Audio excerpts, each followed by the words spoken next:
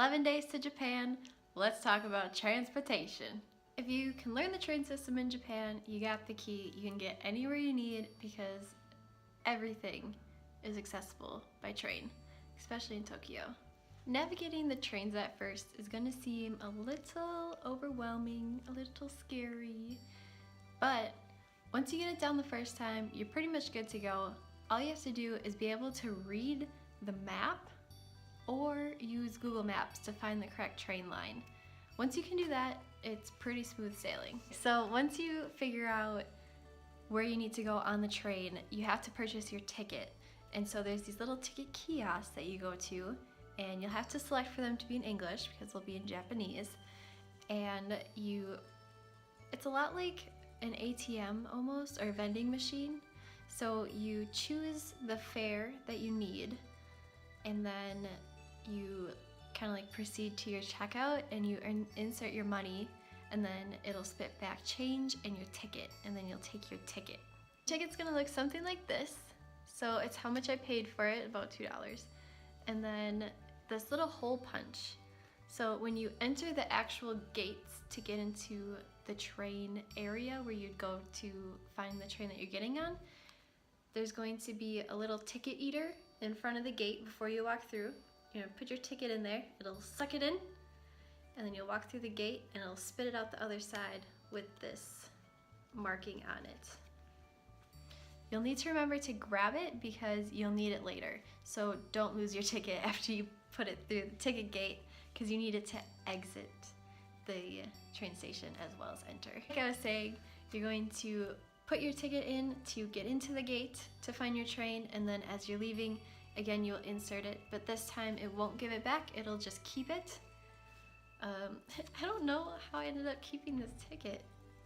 I think it's because we had to pay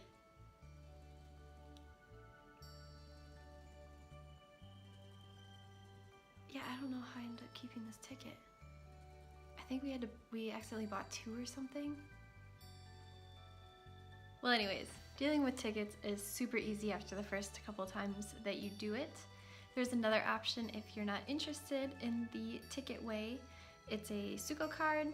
Again, you'd purchase it on a kiosk, but then you would have a card that you would load up to get in and out of the train, and then you don't have to visit ticket kiosks. You just walk through the gate, slap your card down on the reader, and walk through.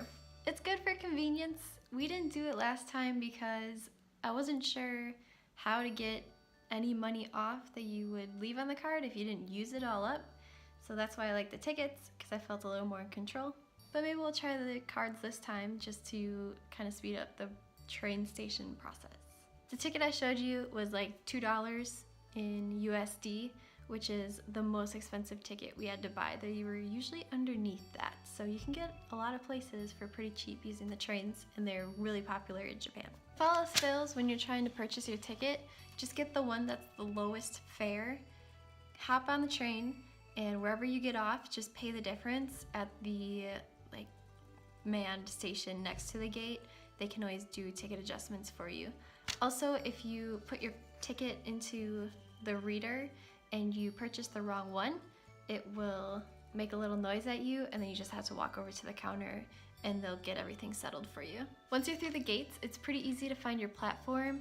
They are usually marked above in signs and also with colored lines on the floor. So just follow the signs till you find your gate.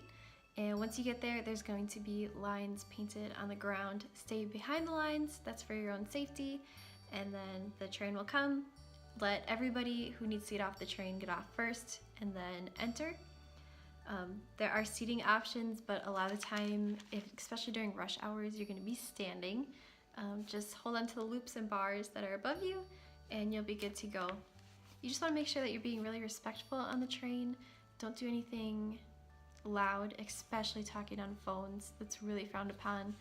And if you're having conversations, just keep it really quiet. You'll notice that everybody on the train is doing quiet activities like reading, scrolling through their phone, or taking a nap.